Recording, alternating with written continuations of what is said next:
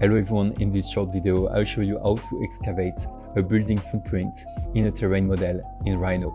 The topographic surface and the buildings you see on my screen came from TopoExport. If you want to have the same type of file, you can download it from TopoExport.com. The link is in the description.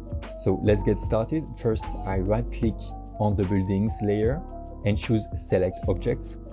Next, type the command MeshToNURB. The NURBS surface are now created. Both the mesh and the NURBS are still overlapping. So I delete the mesh by pressing delete on my keyboard. Now I will select all the buildings again and type the command MergeAllCoplanarFaces. And there we go, the buildings are now registered as closed polysurfaces. Next, I will do the same with the ground. I select the ground, type the command MeshToNURB, delete the mesh, and then I typed MergeAllCoplanarFaces.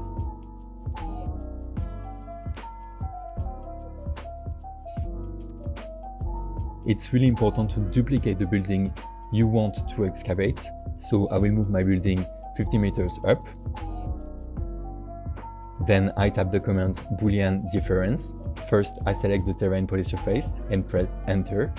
Next, I select the building I want to excavate and press enter again. And there we go. As you can see, the building footprint has been correctly cut out of the terrain polysurface. I can now move the building back down to sit perfectly on the ground.